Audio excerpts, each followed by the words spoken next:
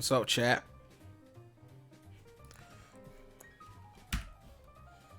Just waiting for some people to turn in before we start. If you don't know what we're doing, you can read the description for more info. Although I'm about to explain it before I start, but you know.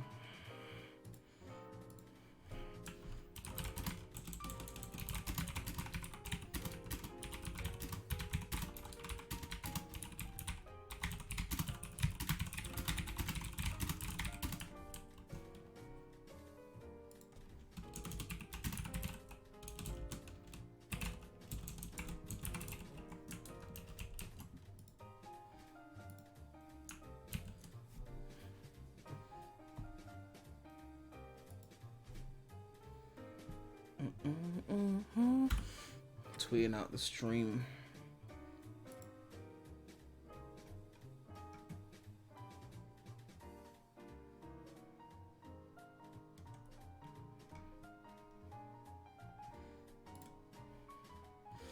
Sonic movie book? Yes. As you can see on the screen, there is a official book. I'll get into it into a sec.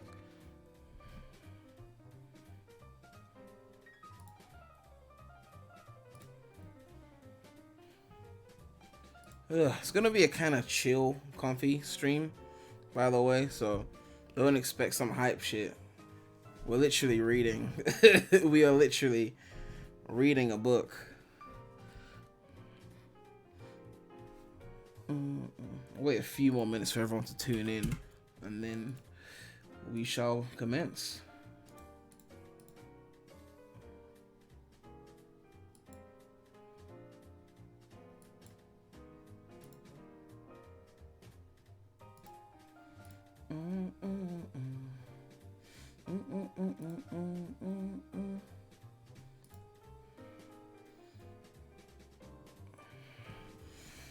Someone said books are still hype. I haven't finished a fiction book in a long time. Like, I don't even do that shit like I used to when I was a kid. This is something my mom gave me, saying, you want to see the Sonic movie? Just read. I knew there was going to be some parents that could do that shit. Like, oh, you want to go see the Sonic? Read it instead. You know, like, there's always someone, eh? Always someone. I gotta make sure my phone is on silent. Is that a new member? Whoa.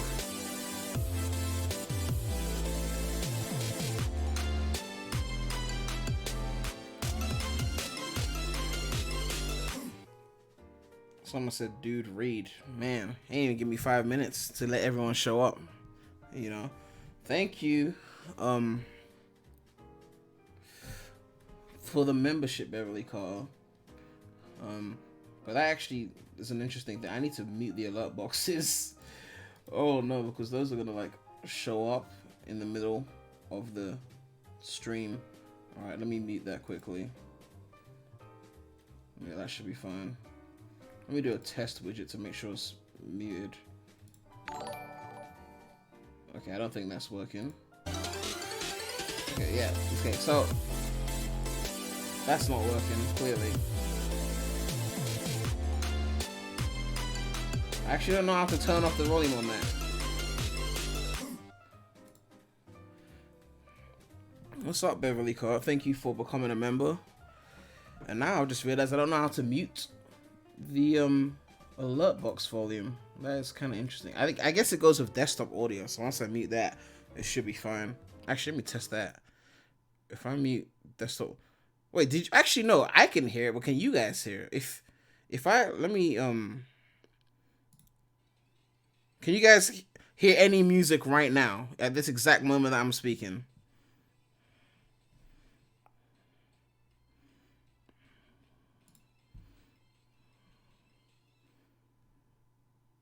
Okay, so you can hear me, but you can't hear music, right?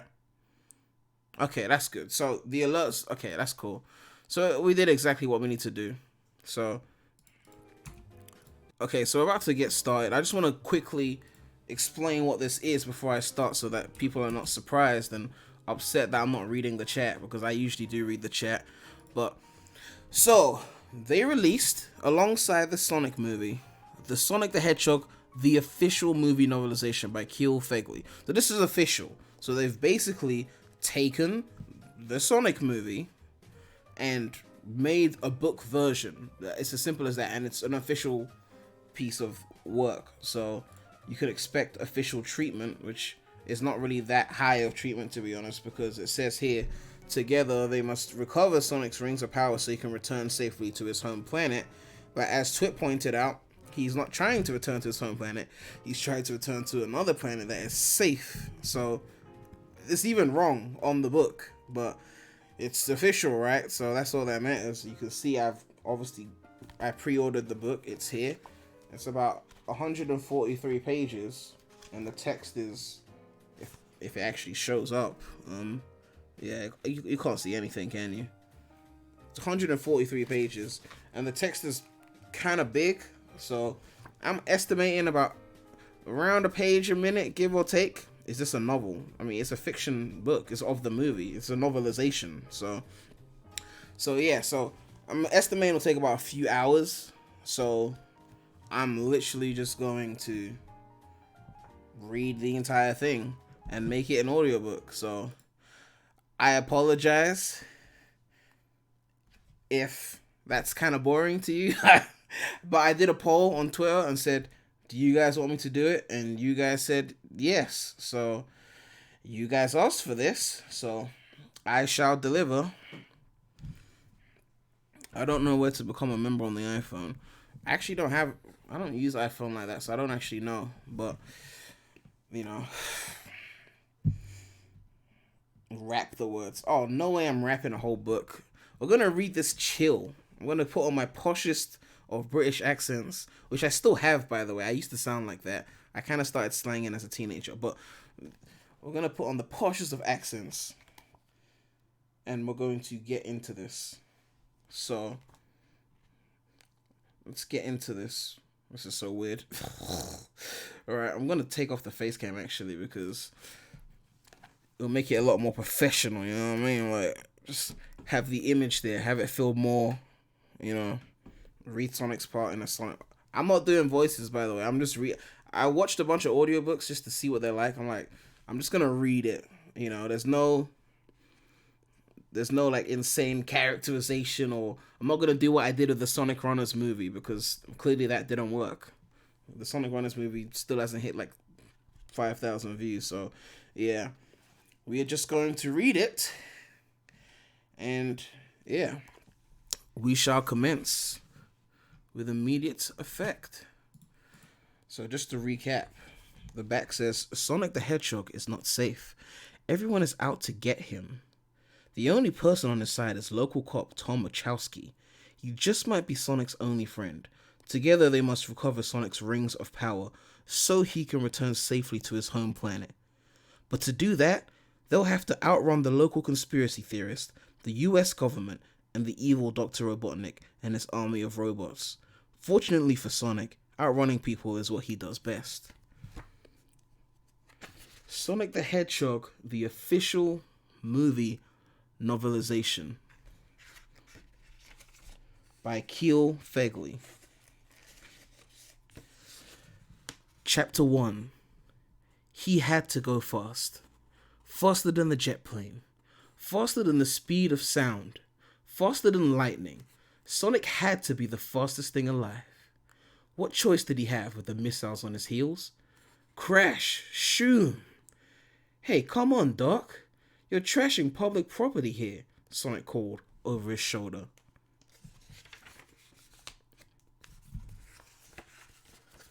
The shards of breaking glass fell in slow motion behind him. Sonic curved his path, and his whole body spun in a blue blur out onto San Francisco Bay. As he splashed out across the water, he could feel the first heat seeker barreling down on him. And behind it, he could hear the laughter of a certain maniac with bad breath and a weirdo mustache, Robotnik.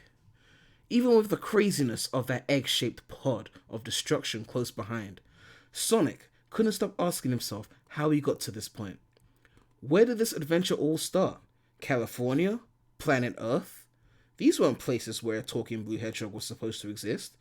Not like home. Maybe that's where it all started. Back home. Back with Longclaw. The island was as mysterious as it was beautiful. Lush green plant life sprung from the ground in perfect geometric patterns. Crystal clear waterfalls cascaded into endless sandy beaches. And the ground twisted and turned not into hills, but wild loops that only he could spring through without falling. And when he ran around them, there was music in the air. But there was danger there too, she had warned him. Longclaw was the last of her kind, a noble line of warrior owls dedicated to maintaining balance for all living creatures. Outfitted in blades and battle armor, Longclaw's order had fought for years to protect their world, a world where animals of the forest and the fields had evolved to be the dominant species, a world ruled by claw and fang. But by the time Sonic knew her, the old owl was less a radical warrior and more a wise mother. She was the only one who had cared for him after the emergence of his powers. Even in their world, the blue fur, the electric speed, it was nearly indescribable. There were some who believed his powers would unleash chaos on the world. And so Longclaw took him into hiding on the island. There he could run free and be something close to a normal kid. The most chaotic things about his life were his hilarious pranks. That's how he saw it. Whoosh. Wind whipped through the old hut they shared on that last night. Longclaw reached for the scabbard of her ancient blade. Her wings twitched as she called, "Who goes there?" "Ha, gotcha again," Sonic laughed as he popped out from under the bed's covers. He just hit the place with an immense amount of wind. "Sonic," Longclaw called, leaning on her weapon for support. "You can't go bouncing around the island like that. Someone could have seen you." "No one saw me. I'm too fast. And anyway, I wanted to bring you this." He lifted up a sunflower, radiant and delicate. They grew on the far side of the island, the one that pointed back to the rest of the world. The old owl took the blossom in her feathers and touched it gingerly. Then her eyes snapped into focus. She heard something. "Get down!" Longclaw shouted, and wrapped Sonic in her mighty wings. Thunk, thunk, thunk. A flash of arrows flew through the windows and embedded themselves in the hut's weak walls. A split second later, Longclaw blasted through the roof with Sonic clenched firmly in her talons. On the edges of his vision, Sonic could see who had fired the arrows. Echidnas! They were coarse, vicious cousins of hedgehogs, and the hoods these ones wore showed their allegiance to the powerful warlords who had chased Sonic his whole life. They wanted to unleash the chaos energy inside him and overtake the world. And by visiting the far side of the island where he'd most certainly been spotted, he'd led them right to his home. The echidnas swarmed everywhere around the hut. Their army marched dark trails across the face of the beautiful island like black veins. There was no escaping them or the arrows that reached into the sky after Longclaw and Sonic. "Thwack! Ugh!" Longclaw cried as her flapping ceased and both she and Sonic crashed to the forest floor. Sonic rose to his feet, but she stumbled again. The echidnas would be on them at any moment. But all he could think about was the wound he saw on Longclaw, where the arrow bit deep into her side. "Listen carefully, Sonic," she coughed as she limped to his side. "You have a power unlike anything I've ever seen, and that means someone will always want it. The only way to stay safe is to stay hidden, and you have to do it without me." "No!" Years later, Sonic still remembered the sting of tears in his eyes. "I'll shock them all until they never come for us again." "It's too late for that. And besides, You don't want to live only to destroy. You were meant for more than chaos, she said, like she had 1,000 times before. I don't know why this power came to you, but I have to believe that it was for more than being a pawn in someone else's game. That's why you must use the rings to travel to another planet, one whose inhabitants are ignorant of the larger universal order. She showed him how they worked, the golden rings of almost unimaginable power. But Longclaw always warned Sonic that their powers were finite. He could hold one in his hands. Imagine a place he wanted to travel, and the ring would expand to warp him where he wanted to go. But then it would dissipate. He didn't have many rings left, and he didn't dare put them to use unless it was absolutely necessary. This was the last thing she made him promise. Stay secret, stay safe, Longclaw had said, as a brutal coughing overtook her. You can travel with one to this earth first. It may be easier to survive there, but if they ever find you, these humans will do terrible things to you, Sonic. I've seen what they're capable of. So if you're ever cornered, keep this place in your mind. She lifted a ring and called forth an image of a faraway planet. Its luscious green valleys and streams were populated everywhere by massive mushrooms, bright shades of red and green and purple that were beautiful to look at, but ultimately empty. What if I just spoke to a few of them, the humans? Sonic had asked. Someone I could trust. Trust no one, Longclaw said, gasping with her final breaths. Promise me. I promise, he said. It had either been the smartest choice or the biggest mistake of his life, but the promise had been made. No need to guilt-trip myself about it now, he thought, as the missiles sped ever closer. Because now that he was possibly facing his own end at the hands of Robotnik. Sonic finally understood what Longclaw had meant.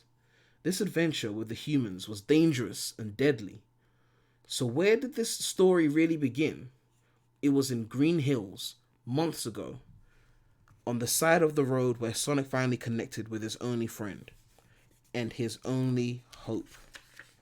Chapter 2. Tom Wachowski hadn't expected non-stop action when he signed up for the Force.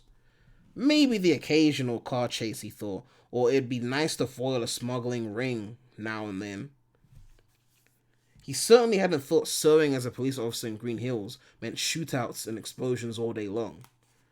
But as he sat in his squad car at the town's only speed trap where no one ever seemed to speed by, it was as if Tom could feel all the excitement in his world passing him by. Deet, deet. Tom's radar gun flickered to life and registered a pathetic 1.0 miles per hour on its screen. Excuse me, sir, but where's the fire? He called out the window. We got kids living around here. In the street ahead of him, a fat green turtle shrugged his way across the gravel, unimpressed. Sorry, Tom said in mock distress. I thought that was kind of funny myself. That was how Tom's days went in Green Hills. In the morning, clock turtles here on Route 9. Before lunch, save a cat out of Mrs. Porter's tree. Then spend the night shift, getting soaked, pushing Father Zimmer's pickup out of the mud. Everything just crawled on by. Green Hills was home. It always had been. And Tom knew every picket fence, public park, and lemonade stand in it. The town had all kinds of people living in its limits, and Tom's job was to treat them all with the same respect. Just like his dad had done before him, it was the Wachowski family calling, but it wasn't enough. Sergeant Sprinkles, Tom said, leveling his eyes at the plastic donut cartoon character that sat on his dash. If your investigation turns up anything happening in Green Hills, anything at all, please forward it to me immediately so I don't totally lose my mind from boredom. The plastic figure sat inert. Best cop on the force, said Tom. Deet, deet. The red numbers on Tom's radar gun lit up. He straightened in his seat and checked the screen. 283 miles per hour? Tom asked while checking his rearview mirror to see all of Zero jet planes speeding down the road. Thing must be broken. Deet deet. The radar went off again in his hands. This time it read 296 miles per hour. Tom gripped his steering wheel as if a tornado might pick him up off the ground. He waited, but nothing happened. Suddenly, a shadow zipped across his rearview mirror, but it wasn't on the road. Something was lurking on the shoulder. Some prankster out to play with Tom's relaxing afternoon. Tom spun around like a gunslinger in the Old West and pointed his radar right where he thought he saw the shadow. Deep, deep. 299 miles per hour. Things were getting freaky now. I better check this out, Sarge, Tom said as he opened the cruiser door and stepped out. Cover my six, partner. In a flash, a swirling dust cloud kicked up around Tom.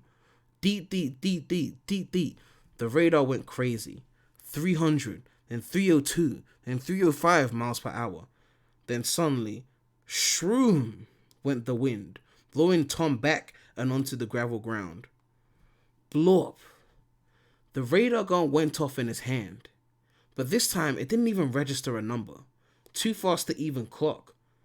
Sarge, you better call this in, Tom said as he stood up, but his plastic partner was more absent than usual. Sergeant Sprinkles had disappeared into thin air. Tom crept around the cruiser. The gust of wind that had knocked him down had blown away from the road like the smoke trail of a rocket. An eerie calm hung over the scene as he stepped up the slope away from the road. Here and there, the grass was flattened down, making a trail up and into the woods. With slow steps, Tom walked up the path until it stopped in the middle of the hillside. There was a circular divot there, like a launching pad. The ground was warm, and sitting in the middle of the flattened blades of grass was something glowing, something blue. Tom picked it up slowly. It shimmered in his hand like something electrified, but it didn't hurt. It was a needle, about as long as Tom's forearm. Or was it maybe some kind of quill? Well, it's official, Tom, he said to himself. You've caught the crazy. It's time to get the heck out of Green Hills before the condition becomes permanent. The rest of Tom's day delivered the same mix of boring and oddly mysterious. He played crossing guard for the town's most beloved raft of ducks, and things were looking up when a code 674, disorderly conduct of the local watering hole, came in over the radio. Maybe he'd get to do some real police work and not just play animal control. But of course, it was just Carl again. Don't laugh at me, man. I seen it. I seen it clearer than anybody ever has. The old nut was harmless, really. But Carl upset people when he got too animated about his conspiracy theories. It didn't help that certain folks in town egged him on. So if you saw this thing, Carl, what exactly did it look like? The bartender smirked as Tom walked up to the small circle of patrons. Of course you guys call me for story hour, Tom said. Why would anyone in this town call the police because of actual danger? Oh, Tom, thank goodness you're here. Carl leapt onto a chair to tell his tale with shaking hands. That's just the thing about the phenomenon on the edge of Green Hills. It's a blur. Haunting houses in town and making mischief. Disappearing pies and TPing your houses at night. He's a blue devil, I tells you. He's here to terrorize this town. I'm sure you saw something, Carl. Tom led him outside while thinking of the quill that still sat in the back of his car. I've got to hope something is happening in this town.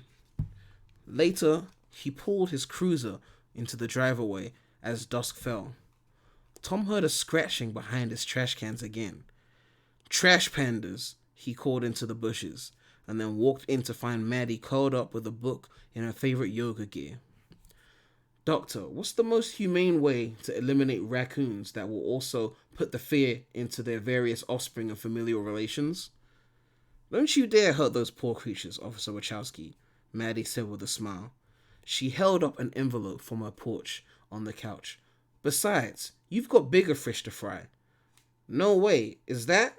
Tom rushed to snatch the envelope out of her hand. Unless someone from San Francisco is hitting you up for money, it looks like it.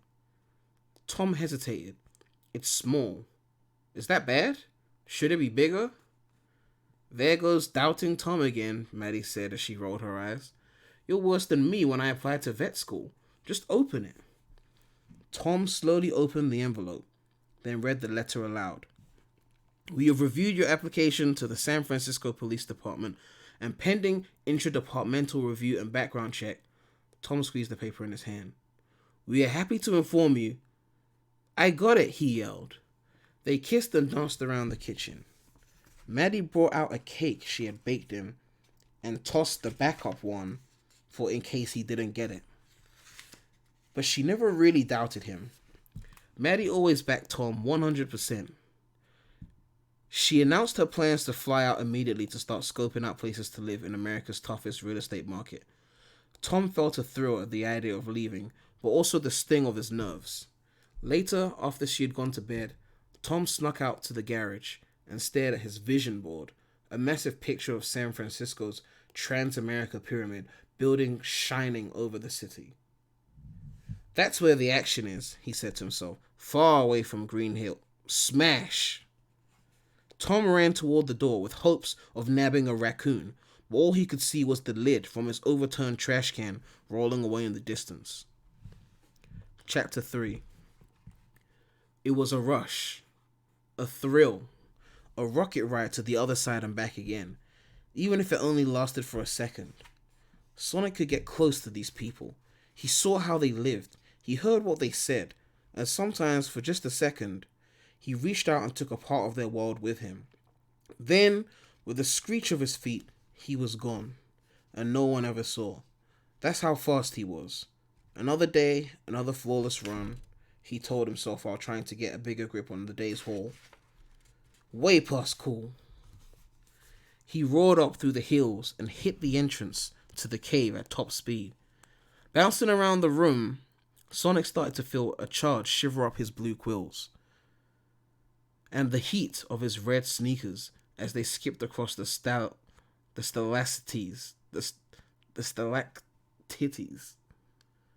Even with the electric trails, his oversized hedgehog body traced when he went full blast, he'd never been caught. Gotta find a new challenge to keep the old feet sharp, Sonic, he said to himself. Being undefeated was getting boring. Occasionally, he thought it'd be good to be noticed, to talk to someone again, but that was impossible. Years ago, Sonic made a promise to never be seen by a human, but that didn't mean he couldn't push that promise to the very edge. The hedgehog skidded to a stop and unloaded a few bags of chips, a pair of black sunglasses, and a handful of change onto a crooked shelf with the rest of his collection. It joined his stack of near-mint condition Speed Demon comics, the lone ping-pong paddle he used to win the all-time Hedgehog vs. Self championship, and of course, his old-school boombox. Sonic cranked his favorite song, a lightning-quick beat accompanied by wailing guitars. He kicked and screamed and danced across the street of his makeshift home. The music echoed off posters of all the places he wanted to run, but could never risk going to. Sonic wished he could shove it in gravity's face by running up the Eiffel Tower. He wanted to ricochet off the pyramids of Egypt like a pinball, or dash the length of China's Great Wall in a heartbeat. He had to settle for solo jams in the caves of Green Hills. At least they had good chili dogs there. Sonic struck the big note on his air guitar and slid into a dresser. Up on top, a gnarled old sack shook loose and landed on Sonic's head. Ouch! He gripped his head and squeezed his eyes shut. And when Sonic opened them, he stared at what had spilled out of the sack. The rings! Longclaw's lost rings. He almost never took them out anymore. He'd been here on Earth so long now, the thought of warping to a stinky mushroom planet seemed insane. He was lonely here, sure, but he was hardly alone. At least there were still people around him whose lives were like a movie he could control. Sonic was a living fast-forward button. Take old Crazy Carl, prowling his property every night and snapping bear traps open to catch the alien life form he knew was just out of reach. That guy was a riot. Whoosh! Sonic would blow like a gust of wind behind him, him and set off every trap in sight. Kashink, kashink. They'd snap off like popcorn. I know you're here, Carl would howl and stomp around wildly. I know you're real. No, I'm not, Sonic would call back as he blasted into the hillside. Such good times they had. But no one kept Sonic's attention like Donut Lord, Green Hill's one-man action force. The affable, pastry-eating do-gooder was the best of what the town had to offer. Dedicated to justice, friendly with everyone, ready for anything. And then there was his animal-loving, yoga-expert wife. Sonic called her a pretzel lady because of how she could bend. But she seemed like the kind of person just flexible enough to see he wasn't a danger. The kind of person Longclaw had never guessed could live on Earth. Sonic almost felt bad whenever he'd zip through their lives at super speed, leaving only a trail of weirdness behind him. Chapter 4. Why do I do it, Doc? I don't know, said Sonic. Why does the sun shine? Why are the keys of a keyboard not in alphabetical order? Why do they put those little bags of buttons in new pens when they know you're going to throw them out? Interesting. And you have never considered that these jokes are mini distractions from the real issues you are dealing with? Of course they are, Sonic said while checking out his legs on the psychiatrist's couch. I mean, I don't even wear pants. He turned his face serious for just a moment and continued. Donut Lord, he's a man of action, just like me. Anytime my speeding around town causes trouble, he always finds a way to keep the peace. He helps me stay out of the spotlight, even when he doesn't realize he's doing it. Even when Donut Lord is basically my wingman, but he's more than that too. He's my best friend. It sounded silly to say it out loud at long last, but it still felt right. You can have friends, even if they technically don't know you exist. That's not so weird, right, Doc? In a flash, Sonic spun around the small couch and materialized in the psychiatrist's chair, complete with a pair of heavy spectacles and a paper goatee glued to his face. This was a totally normal activity he did, and not at all the result of his extreme solitude. It is not so abnormal, that is so, Dr. Sonic said, with a raised eyebrow. But considering your erratic actions of late, do you fear that your prolonged isolation is making you a bit crazy? Whoosh, he was himself again and sitting up on the couch. Crazy?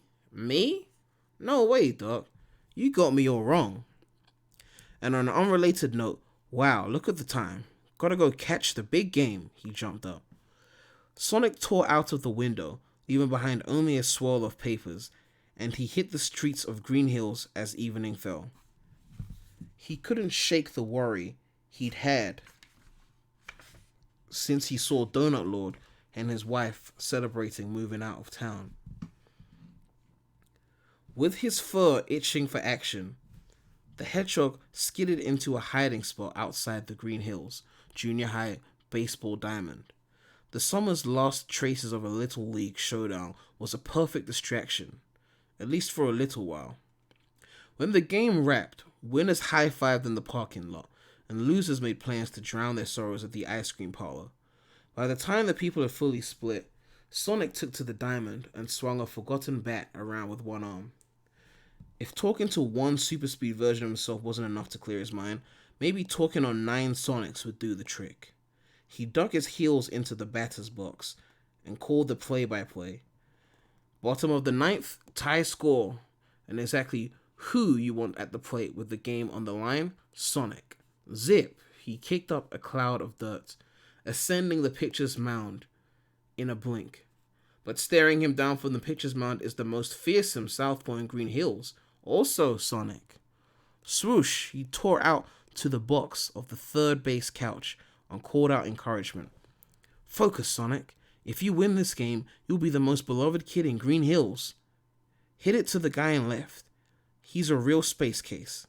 Zang! Out to the left field, where he stared into the sky and picked his nose. Ugh, I can't even with that guy. Pitcher, Sonic sneered and wound up for the pitch. With an arm faster than lightning, Sonic sent a crackle of speed energy out of his fingertips and then raced to home plate, where he picked up the bat and swung. Crack-a-thoom. The blur of a bat connected with his pitch and sent shockwaves across the field. Yes, I did it, yes. Did you see that? Sonic cheered as he sped around the bases in 2 blinks of an eye. But as he dove headlong into some plate, the ripples of motion faded away, and there was no one to cheer with him. Alone, he said at last. I really am alone. Forever. Sonic couldn't stand it anymore. He ran with nowhere to go and found himself rounding first. In an instant, he hit home plate again and started all over. With each lap around the diamond, his red sneakers chopped deeper into the dirt. He made a lap in a blink, then in a heartbeat, then in the moment between seconds. And the faster he went, the more his fur and quills tingled with that chaotic blue energy. Faster, the air wavered in the heat. Faster, streaks of electric light formed a diamond-shaped vortex. Faster, the world became a blur of hot white lines, and then, kaboom! The entire field exploded, knocking even Sonic off the course and into the dirt. He squinted and just caught a massive wave of blue chaos energy shooting up and out across the sky, and then everything went dark. I never went that fast before, he said in disbelief. This is not good. The hedgehog spun through town, finding pitch-black houses and dark streetlights everywhere. The shock of his outburst must have burnt out the electrical grid for all of Green Hills. Sonic slowed up around Donut Lord's house. It was as dark as everywhere else in town, but he could hear his friend's voice from inside. I know. Everyone in town is cold, the Donut Lord said loudly and clearly into his phone as he stumbled outside to his cruiser. Call Gil to see if he's located the down line. We'll find out what happened one way or another. The man stopped and reached into his pocket. He pulled out a long blue quill, Sonic's quill, and his eyes opened wide as it glowed with blue energy. So that was that. Sonic had finally stepped over the line, and now the humans would be coming for him. His mind raced to the bag of golden rings back at his cave. Would he have to finally take Longclaw's advice? Was it time to warp to another world and leave Green Hills behind? No way, he said. It won't come to that. I mean, even after all this, what human could possibly track me down? Chapter 5. Robotnik knew the odds of an event like that. He charted every possibility, run every statistic, crunched every number. He knew this was almost impossible. He was Robotnik. Knowing everything was his job. Now, if only those pinheads at the Pentagon would stand aside and let him do it. His mobile lab rumbled as he pulled off the highway and onto the grassy outfield near Ground Zero. Robotnik had been contacted 12 hours after the incident. 12 hours since an electrical shockwave exploded out of Podunk Hills and caused chaos for over 800 miles. The defense grid collapsed for 15 minutes. Electrical shortages reached from St. Louis to the Colorado Rockies. 4 satellites in low Earth orbits burnt out. And then 12 hours later, they finally called him in. The fools! Robotnik stepped out of the armored vehicle and adjusted his horn-rimmed glasses in the midday sun. His mustache shone above his lip, not one hair out of place, and his red lab coat fluttered dramatically. He looked like a superior specimen by any classification. Now to show the yokels that he was. Who's in charge here? He barked as he strode across the baseball field, Agent Stone a step behind. That's me. I'm Major Bennett. Nope! Wrong! I'm in charge, Robotnik said, lifting a finger to the stubby-looking military man. This is a Class 5 stellar electrical incident, a coding reserved for only the most unexplained phenomenon.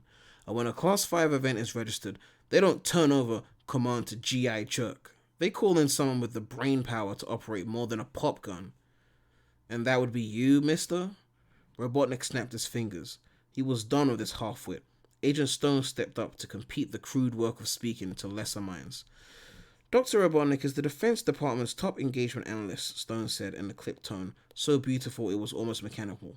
He has 5 PhDs, an IQ you couldn't count to, and control over drone technology so revolutionary your grunts won't touch it for 10 years. In a crisis incident such as this, all chains of command bend to his jurisdiction. In short, Major, you're basic. Stand aside. Robotnik surveyed the baseball diamond as a quartet of lackeys rolled his control board to his side. There was a deep rut dug around the baselines, and no sign that the explosion came from a single source. Intriguing. Somehow, little Pudnik Hills contained something that his past jobs, inciting rebellions in foreign countries and spying on every computer on planet Earth, did not. There was a real challenge here. Agent Stone, I'm initiating a sweep sequence. 10 miles in every direction should suffice. Robotnik hacked away on his keyboards with reckless abandon, and his drones hummed to life. The whirring of their blades calmed his nerves and brought a crooked smile to his face. Machines were not like his buffoonish handlers in Washington. They did as they were told with precision and efficiency, and they didn't smell like sacks of sweaty meat. Yes, scour every inch, my little botniks, he said, as miles of data scrolled across his glasses. Leave no stone unturned. Ferret out our sticky-fingered attacker so he can be punished like a sick little monkey. The drones tore through the sky and dove deep into the foliage of the surrounding forest. Their infrared scanners swept across rocks, leaves, and brambles. In minutes, they'd gone miles from ground zero and swum back again, with beeps and blorps transmitting every detail back to Robotnik's wild eyes. And then, in an instant, the needle jumped out of the haystack and poked him in the nose. Agent Stone, do you see anything useful in this image? Robotnik said, zooming in on a section of dirt no bigger than a square foot. Nothing at all, sir. Of course you don't. You're only human. Even his deadpan yes-man could not compete with the beauty of his botniks. Robotnik zoomed in on the faint outline of a footprint at the heart of the image and began twisting and warping it with his control board. In moments, a 3D image of a shoe was before him, and with a dramatic swipe of his hands, the shoe split apart to reveal a tiny paw, more complex than a forest creature's mark, with large flat pads perfect for running. Is that what I think it is? Asked the Major, again revealing the depths of his ignorance. It's nothing that you could imagine, Robotnik said. I have determined the precise height, weight, and spine curvature of the creature that left this track, but my computer can't find a single match for it anywhere in Earth's animal kingdom. This power outage was no terrorist attack. This is something else. But worry not, my little dunces. Robotnik can track the source of this unclassified miscreant. Robotnik pressed the controls hard, and his drones rose in formation above his head and shot off into the distance, toward a small cave on the outskirts of town. Chapter 6. Tom took the first calm moment he had since the blackout hit last night, and used it to plan his escape. Across the kitchen counter, he spread a large map of the western United States with a thick star drawn around San Francisco in red marker. It went well with the poster of the city skyline Matty had hung in the garage. All he had to do was figure out the quickest highway route, and he'd be on his way to her. It was crazy, honey, he said into the phone as he scanned the map. The whole town went dark. It was like a sign telling me to get out of Dodge. Far be it for me to get in the universe's way, but I don't want you driving out here after a night running around Green Hills, making sure no one was hurt, came Matty's voice on the line. No, I wasn't out that late, he said. Besides, they mostly wanted me to save the food from spoiling in their fridges. I'm serious, Tom. You can wait to find a cheap flight in a few days. I'll be fine. I'll take my time, he said, and traced a path in red. It will only take me 2 days. Just me in the open road and not one thought for Green Hills or its paranoid theories or its wump. Raccoons! Tom's eyes lit up as the noise from the garage settled. They may have made it inside, but they're in for a surprise. He reached into his duffel bag and pulled out a black tranquilizer gun on loan from the department. Tom Wachowski, your surprise better not be one of those industrial trank darts. Matty said, reading his mind. Those animals are just hungry. Also, those darts are for bears. Of course not. This is just a scare tactic. Love you, honey, bye. Tom cut the call off with a swipe of his thumb as Matty protested, but he knew what he was doing. He just had to shoo the critters off, perhaps with a warning shot. Tom crept toward the garage as if he were about to kick the door down to some kind of underworld hideout. That's the kind of thing he'd be doing all day in San Francisco, he was sure. These raccoons put my partner in the hospital, he narrated like one of his favorite movies, but they can't escape justice forever. As he pulled the door open slowly, a few more boxes slid off a high shelf, and Tom heard another sound, a tiny voice. Did these things somehow turn on the radio? Just think of a place. Throw the ring. Think of a place. Throw the ring, the high-pitched voice repeated. Come on, remember what Longclaw said. If they find you, go to the next planet, even if it is boring and smells weird and your only companions will be mushrooms of some kind. Tom spun around the corner and leveled the tranquilizer gun on a pile of fallen boxes just below his San Francisco poster. SFPD, pending background check, he cried out. Paws in the air where I can. And then the electric blue hedgehog looked up at him. It raised its hands. It had hands. It tried to look innocent. Meow? Tom screamed, and the creature yelled back in kind. Before he knew it, his trigger finger snapped, and a dart shot straight into the animal's neck. It stumbled, its eyes both surprised and suddenly glassy, and it tossed a large golden ring into the air. That's when things got crazy. The ring hung in midair in Tom's garage, a faint glow rising to an area of sparkles. Through the middle of the ring, Tom could see his poster of the San Francisco skyline, with the Transamerica building dead center. Then, all of a sudden, it wasn't just a picture, it was more like a window into the height of that tower. Tom reached out his hand to touch the rooftop when the hedgehog finally tipped over and passed out. The ring dropped to the ground. In a second, a brown bag dropped from the animal's paw and slid into the golden window created by the ring. Zam! Tom blinked and the ring was gone. Its vision of the Transamerica building faded, and all that was left was an overgrown, talking forest creature, a blue one at that. The Blue Devil, he said, shaking his head. I owe Crazy Carl an apology, I guess. He carried the hedgehog into the house and laid it on the couch. While he slept, Tom took out the quill he'd been carrying around all day and slid it into Sonic's spiky scalp. A perfect fit. Tom wasn't sure if this made him feel safer or twice as crazy as he'd ever been. After a while, the hedgehog's heavy breathing lightened, and with a flutter of its eyes, it snapped awake. Donut Lord? It said slowly. It's real. It's really real, Tom said. What are you? Why are you hiding in my garage? Are you here to abduct me? What? Said the hedgehog standing up. You abducted me. Okay, that's a fair point. And I'm here because I needed somewhere safe. They came to my home. The last thing I saw was them tearing through my stuff. The animal's eyes grew as he remembered. And you're the only person I could think of to turn to, Donut Lord. Why do you keep calling me Donut Lord?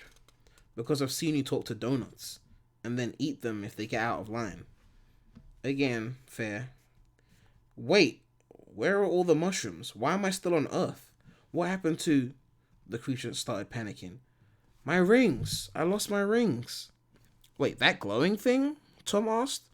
Was that like your mothership? Because I think it just flew off to San Francisco. The hedgehog stumbled around and fell back to the couch, still groggy from the trank. They're coming for me. You have to help me, Donut Lord.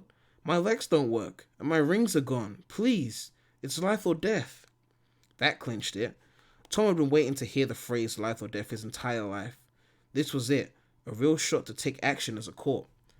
Plus, what would Matty say about a talking animal pleading for its life? Okay, Tom said with the sternest action hero expression. Come with me if you want to live.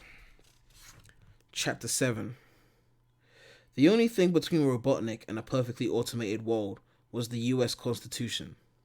If he could shred the blasted thing in the name of order, he would. But as it stood, he legally shouldn't stride into any private domicile in search of the creature. So he had to outthink this simple country policeman. "Can I help you?" answered the cop. He looked like a rube. Robotnik forced a smile. "Good morning. I'm from the power company investigating the blackout. If you don't mind, I'd like to take some readings inside your house. Now." "No kidding, you're from the power company." The hick stated the obvious. "You must know my buddy Spencer. We play softball together." "Yes," he replied. "Good man, that Spencer. Now, if you'll just... Except, doesn't the power company usually take their readings outside the house?" The man leaned into Robotnik's face. "Also, my buddy Spencer works for the gas company, and he's more of an ultimate frisbee guy. So you want to tell me why you think I'm dumb enough to just let you inside my house?" Robotnik ground his teeth. "I'm sorry, Mr. Wachowski, but everyone calls me Tom. Except my dentist. He calls me Tim, and it's gone on so long, it would be weird to correct him now. Well, Mr. Wachowski, let's just say I'm authorized to inquire about certain power surges coming from your attic." "The attic?" the yokel said. "Nothing up there but Grandma's hope chest, and you do not want to see what's in there." He was lying. Robotnik's heat-seeking drone hovered just above the west side of the house, and it was sending all relevant data on an odd infrared mammal to his smart glasses. The creature was in this house. "Let me explain some facts to you, Wachowski." The mask of kindness dropped from his face. "Fact. About 20 minutes ago, we clocked an energy pulse with a similar signature to the one that caused the power outage, and the only house inside the radius of that pulse is 55 Plymouth Road. Fact. I am authorized by law to pursue this as I see fit." "Fact. You need a mint and a lesson on manners," Tom said. "Listen, Mr. Dr. Robotnik." "Okay, Dr. Robot Man," Wachowski said with a sneer. "I'm sure whatever you're here for is very serious, but I have nothing to do with it. Ask anybody in this town. Everyone knows me." Robotnik's drone slid into the house through an upstairs window. Forget the law. He was going to get this thing. The drone's tiny camera zoomed in on a pile of old sporting equipment. Blip! The screen glitched once, and the heat signature. The creature was gone. "I bet they do all know you," Robotnik said. "I'm sure you're very popular with all the Jeds and Merles and Billy Bobs of this podunk town. You go way back to the days of playing stickball in the streets or whatever stimulates the dimwits here. And maybe someday you achieve your life's goal of getting a Costco card or adopting a Labradoodle." His secondary Botnik drone picked up the signature a floor below, not darting but creeping out. He wouldn't lose it. Robotnik continued to run.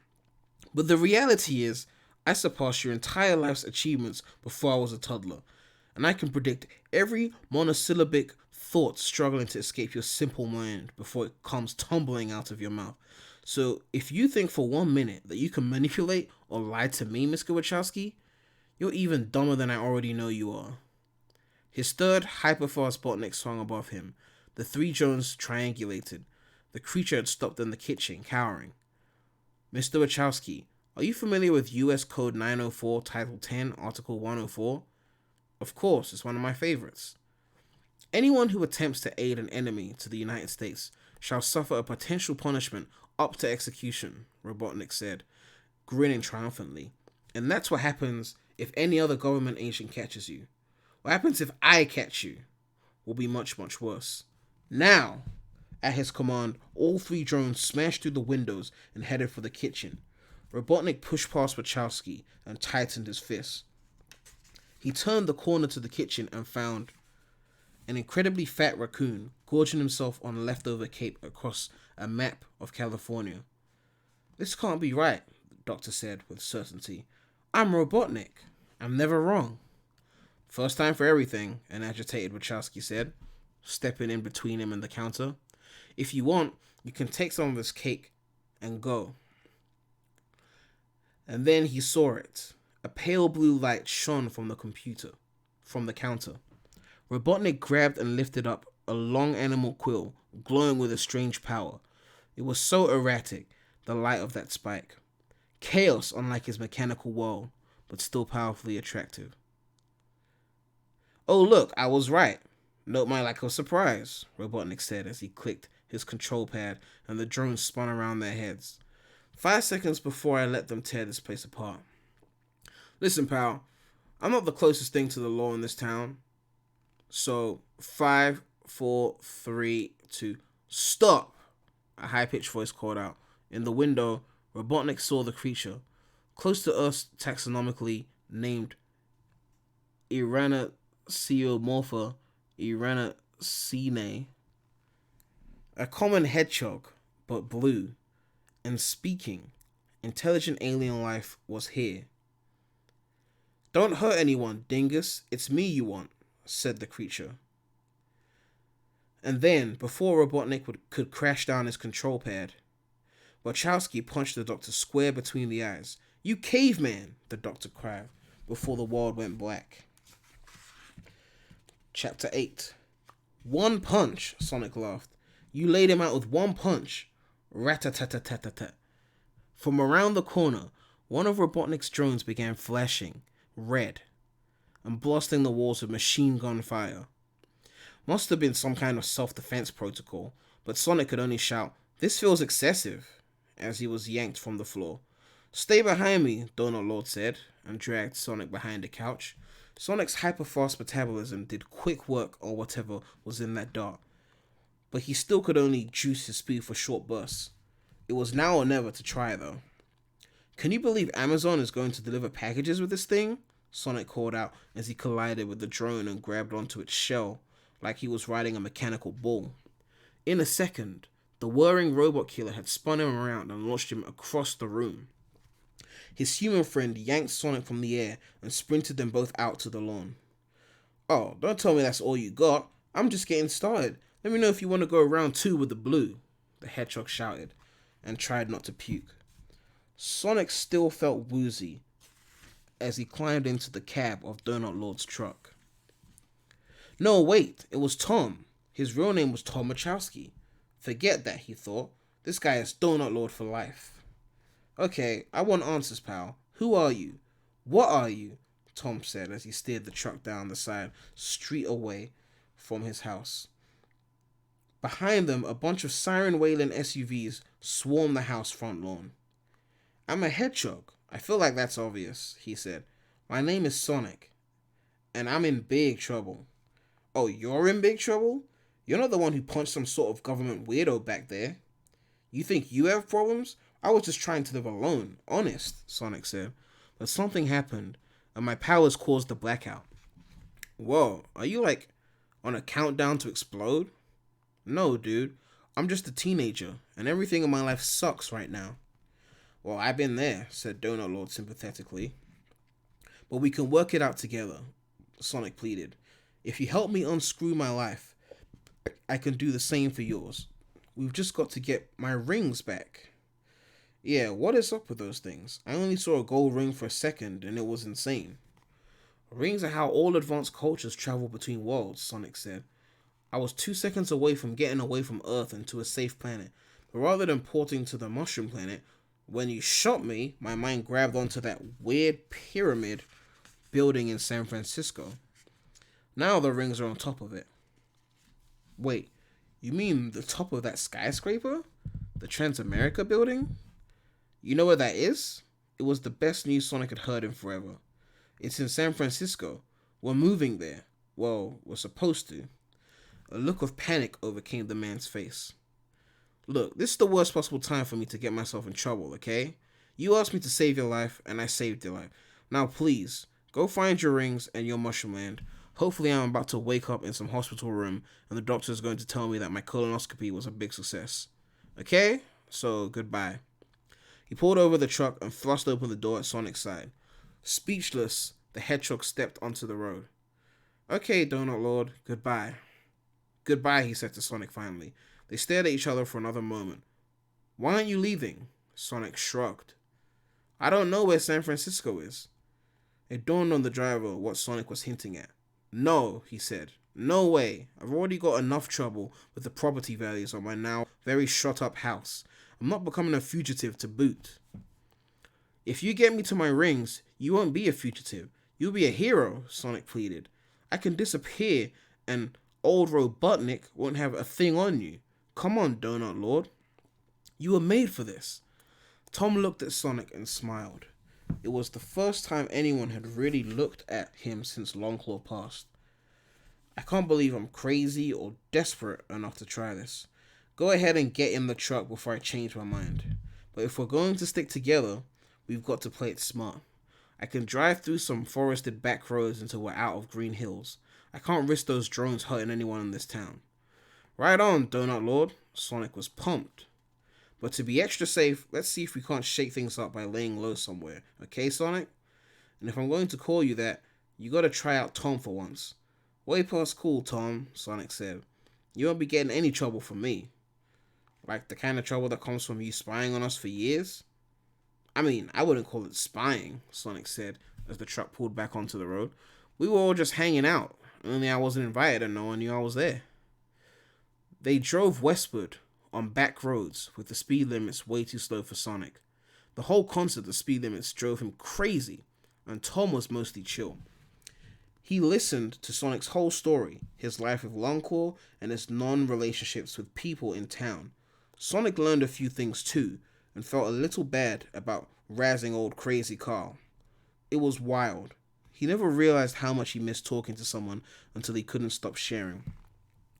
But Sonic was getting itchy being trapped in that truck's little cab. Tom wouldn't stop at the world's largest rubber band bowl, or the diner with the best pancakes in 3 states, or this deer that was giving him the stink eye. They did none of the fun, touristy stuff. It was his first and only road trip after all.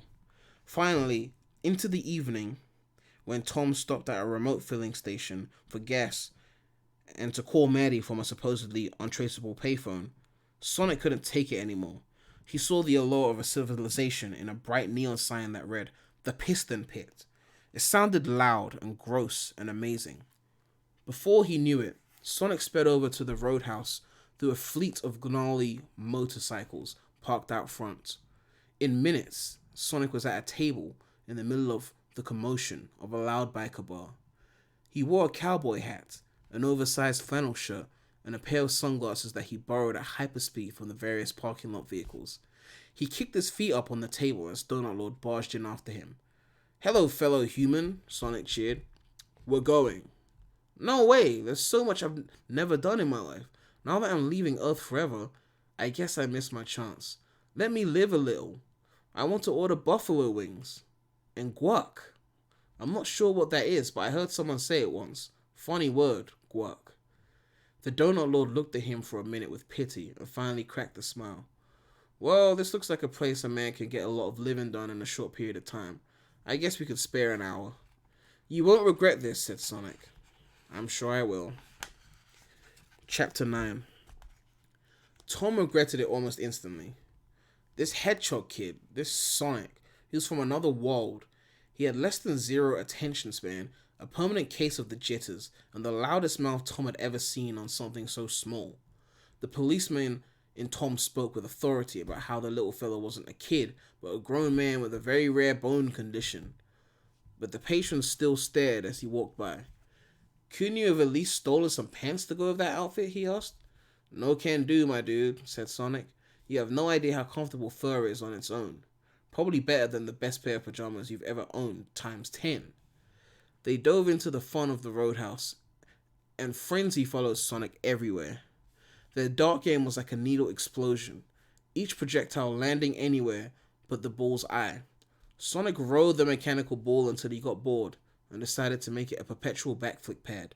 Even shooting hoops in the basketball toss drew attention when the little blue nut begged to be tossed in after spinning into a ball, though even for Tom that was a little fun. But things went off the rails when Sonic line danced across the whole place and landed a red sneaker straight up the rear of a 300-pound biker with crumbs in his beard from the seafood special. "Watch where you're walking, you hipster doofus," barked the man. "Well, maybe if Jerkface McLeatherpants would watch how much space he's taking up, we wouldn't have a problem." The hedgehog puffed up his quills beneath the cowboy hat. "Look, it's cool," Tom said, trying to ease the tension. "We're actually just about to leave. We're on our way to San Francisco." Maybe let your little friend here speak for himself, dude," said the biker, his spittle spraying on Tom's nose. Before Tom could wipe the flecks away, a breeze blew past his leg. Sonic was behind the biker, his hands on his waistband. "Why don't I let your pants say what everyone wants you to do? Split," he said. Shrip. The little blue hedgehog tore a wedgie up out of the leather pants and over the back of the biker's head. The biker fell to the floor shouting. By the time Sonic was able to stop laughing, a wall of bikers, all filled with rage, had surrounded them. That's when chaos broke out. In every direction that Tom looked, he saw something flying toward him.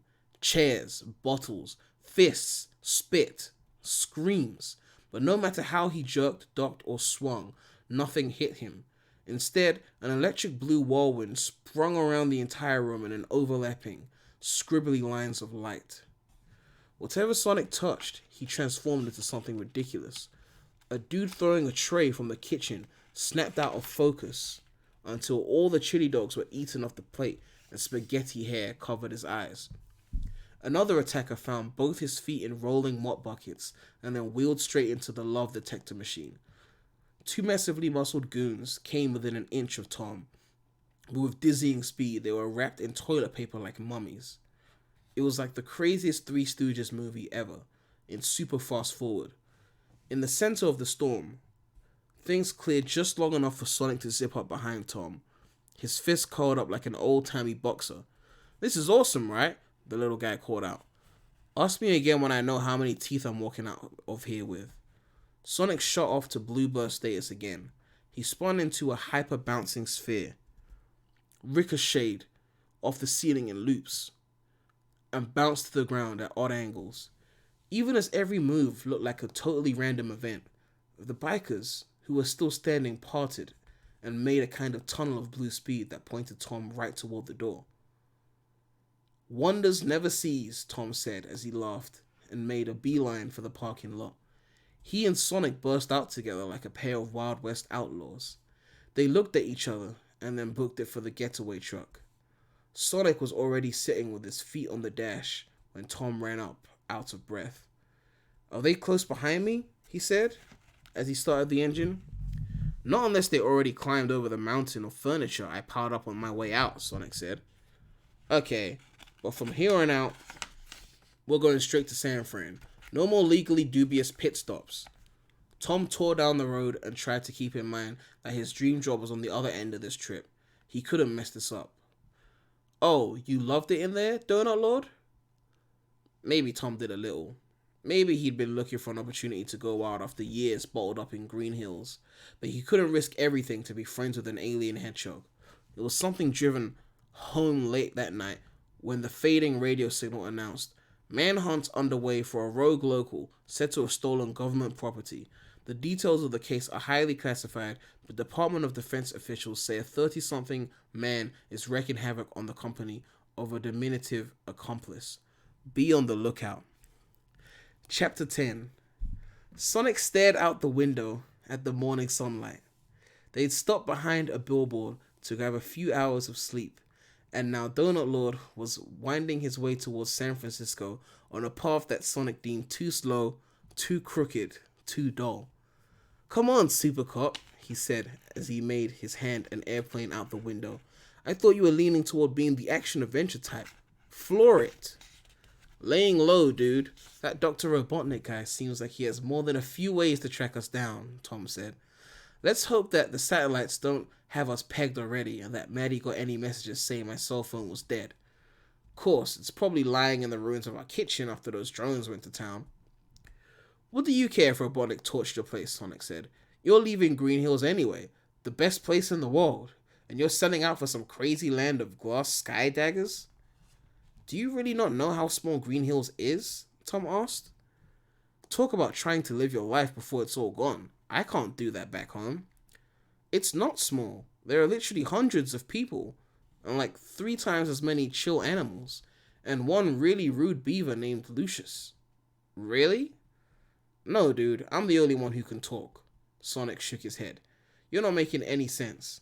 You come from a great town, with great people, and by my count, 0 evil warlords are trying to kill everyone and steal their inexplicable speed energies.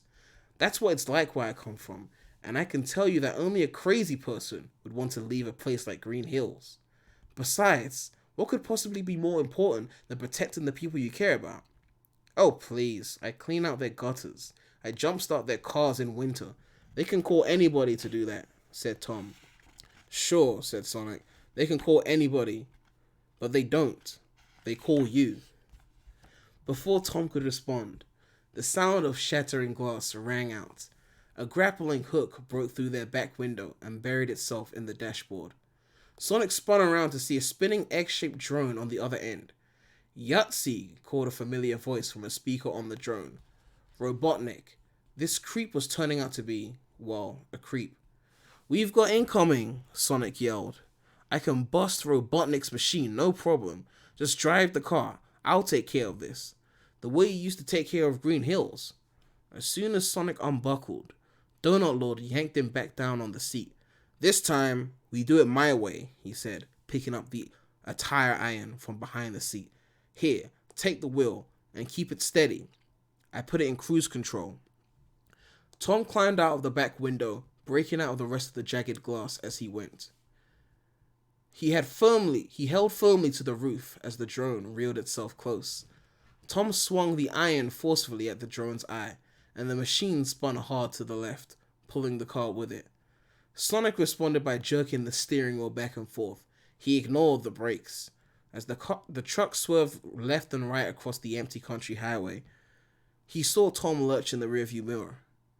Hold steady, the Donut Lord called. Who the heck taught you to drive? Nobody, Sonic said with a laugh. I have absolutely zero clue what I'm doing.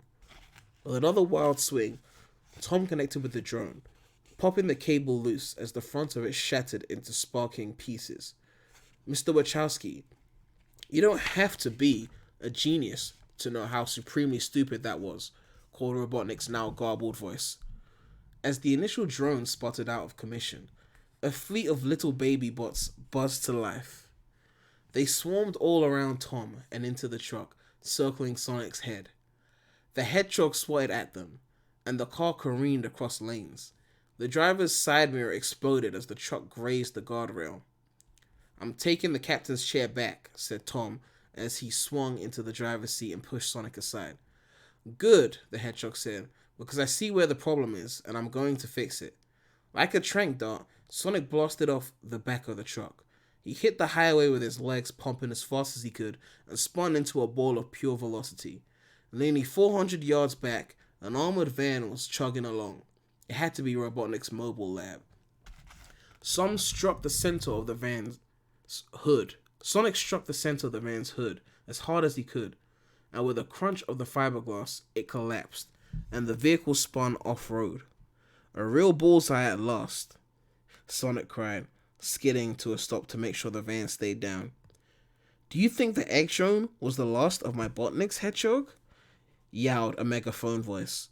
The top of the van split open and launched a spider-like dune buggy drone onto the road. It spun out its wheels with a screech and was soon at Sonic's doorstep.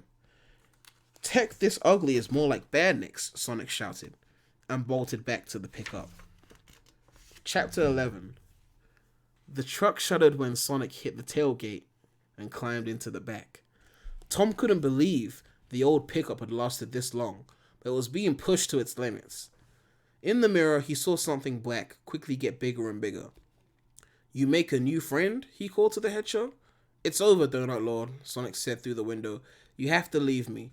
Maybe if Robotnik tracks just me to San Francisco, maybe even he gets his hands on me, then you and the town will be okay. That's crazy, Tom said. He was touched that this little guy would be willing to sacrifice so much for their safety. And maybe he was feeling a little guilty too. You don't owe that town anything.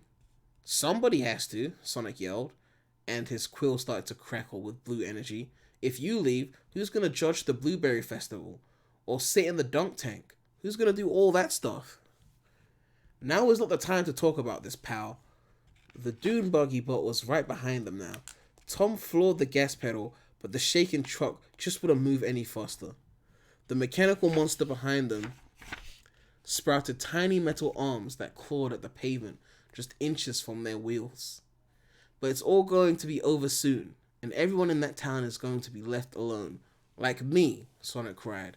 His whole body was vibrating with uncontrolled energy now, and Tom could see the fear in his eyes as his rage turned to realization. Oh no, not again. Sonic, don't! It was too late. The hedgehog jumped off the truck and flew three feet through the air to land on the dune buggy. The Robotnik shuddered as Sonic's hands reached out in front of him and made a thunderous clap. The shockwave of chaotic blue energy radiated out of those fingers with all its fury pointed back from where they'd come from. In a second, the dune buggy smoked and collapsed on the road. Far back, all the little lights on Robotnik's van went dead. But Sonic was flung back by the force of his own attack and landed in the truck bed with a thud. Miraculously, Tom still had control of the vehicle. He slammed the brakes, and as it peeled to a stop, he shivered at the thought that Sonic might be hurt. Hey buddy, Sonic, friend, are you okay? Tom called, leaping into the back of the truck. The hedgehog rolled over and flashed a weak smile. Totally cool, Donut Lord, he said. Just a teenager reacting to how bad life sucks right now. Tom smiled wide. Yeah, I've been there, he said. Let's just be happy that your blackout blast only seemed to kill the road behind us. If it went back far enough, then Robotnik won't be able to call out any reinforcements for a hot minute. Let's get ourselves to San Francisco while we can still make it. Donut Lord, Sonic said as he hopped down and made his way into the cab of the truck. Tom, about what I said about you leaving everyone in town alone. I didn't mean... It's just hard for me to see you give up what I can't. Forget it, Tom cut in. Let's talk about it later. There's a bag of rings waiting for us. Chapter 12. Robotnik gritted his teeth and stormed back and forth inside the newly arrived mobile lab. It had been 6 hours since that blasted hedgehog fried his last series of Robotniks, and though his drone-enhanced truck dutifully found him, despite his total lack of functioning electrical equipment, he'd still lost too much time to the smarmy Green Hills dolt. A curse on these commoners. These small-town hicks disgusted him. The local yokels, the moms and pops, they were forcing him to think the impossible. In order to capture that creature, Robotnik would have to do more than outthink them. He'd have to overpower them. All that was left was a sheer display of brute force. Doctor, do we have a calculation on the destination yet? Agent Stone asked, poking his head in Robotnik's high-tech sanctum. Their obvious endgame is San Francisco, the doctor hissed in reply. Beyond that, inconclusive. Amazing that the two of them have been able to stay one step ahead of us this whole time, Stone mumbled to himself, a telltale sign of pedestrian thought. You know, Stone, I won't miss you when you're gone, Robotnik said with a sneer, and then launched into his manifesto. Humans are unreliable and stupid. Space hedgehogs are likely more so. I care very little about either of them or their so-called plans. My machines are diligent, relentless. They mean everything to me, and they will not fail me. You, on the other hand, have one last chance not to fail me. Now bring me what I require to get my juices flowing. The agent ran out, leaving Robotnik alone with the glory of his own mind, the humming of his flawless machines, and the mystery of the quill. In a sealed glass case, the piece of the hedgehog those twits had left behind glowed, the same glow that had lit the inside of Robotnik's battle van when that creature zapped every electric fuse within 40 miles. Now it was time to understand what that meant. Robotnik flipped the switch on his stereo, and a steady drum machine rhythm pulsated out of the speakers. Funky bass licks filled the air, and the doctor went to work wiring every piece of triangulating tech he had to the blue quill. His eyes went wild with anticipation as his screen sprung to life, feeding him data, and his feet took flight in sync with the jams. Dance, glorious undulating movement to the pre-programmed robotic soul of the stereo. Sealed in his workshop, Robotnik could finally shut out the disgusting breathing sounds of his fellow humans and be at one with his pelvic thrusts. The more he stared into the chaotic energy of this hedgehog, the more Robotnik became obsessed with the potential of harnessing its power. With that kind of power source, he could convert the whole world into a robot revolution. Above the captured quill, An energy meter revved up its intensity.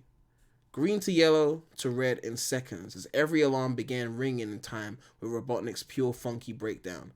Yes, he cheered as the distinctive energy signature of the hedgehog fed its data into his computer. Yes, yes.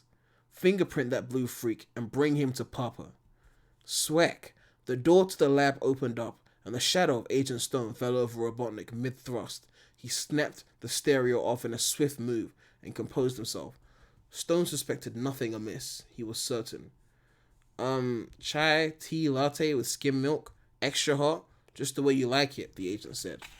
No phone? No phone. Robotnik sipped his caffeinated comfort and licked his lips. Ready the prototype, Agent Stone, and get my flight suit. We're back on the trail. Chapter 13. Tom and Sonic rattled into San Francisco in the late afternoon. How they ever made it, the policeman couldn't figure out. But they were just blocks from the place Matty was staying in. And if he could find a way to explain to her what the heck was going on, he might have a chance of saving the hedgehog and himself in the process. Tom knocked frantically on the door to the apartment, and when Matty answered, he hurried in with a blanketed bundle close to his chest. Hi, baby, cool place, he rushed in with a nervous smile. Do you carry, cat-smelling salts with you when you go on trips? Tom, what happened to you? Are you bleeding? He felt his forehead and rubbed off the grime of sweat and blood. Oh, that? Yeah, that's either from the broken window or the robot bee things. It's fine anyway. Cat-smelling salts? Or, smelling salts for something slightly bigger than a cat? Matty furrowed her brow, but pulled a tiny bottle from a first aid kit. They don't make smelling salts for cats, but I have human smelling salts, she said, and shot her husband a look. What's it for? Tom laid the blanket down and unwrapped Sonic. He had been slowly fading since he shocked Robotnik's setup, and now the hedgehog's breathing was growing more and more shallow. Matty's eyes widened and then darted back and forth over the animal's frame, immediately shifting into doctor mode. He's a hedgehog, or so he says, Tom said, smiling at his wife's take-charge attitude. It talks? Almost constantly. Matty put a hand to its chest and 2 fingers on its neck. Holy, his pulse is racing. That might be normal for him, actually, but you've got to help him. He isn't usually this sedate. In fact, he never is. I don't know his physiology, but he doesn't seem to have any broken bones. He's just really banged up, she said, and in a matter of minutes, she had cleaned and dressed Sonic's wounds. Matty took a deep breath to settle herself, and then popped the cap of the smelling salts right under the animal's nose. Gotta go fast, Sonic shouted, as his eyes snapped open. And then he spun around the room. The blue bird ricocheted off the ceiling and the fridge with a clamor, and then came to rest atop a bookshelf. His breathing never slowed. Donut Lord! Oh, and hello. He sidled up next to Matty's leg, and she jumped just a hair. It's Pretzel Lady, right? Good dude you got here. It's Matty, buddy. What is it with you and food? Asked Tom. More importantly, are you okay?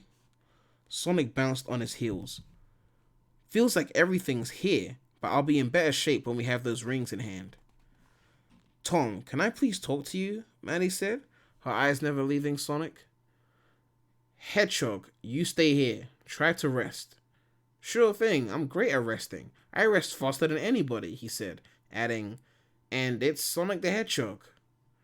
Matty led Tom out of the room. Okay, first of all, can we take a moment to acknowledge how under control I've been? I didn't freak out, totally calm, she said, and held out her fist. He bumped it gently. Secondly, what the heck is going on? Is that thing an alien? So you know how Crazy Carl is always going on about the Blue Devil? That's him? He's real? Matty touched her temple and processed it all. What's he doing here?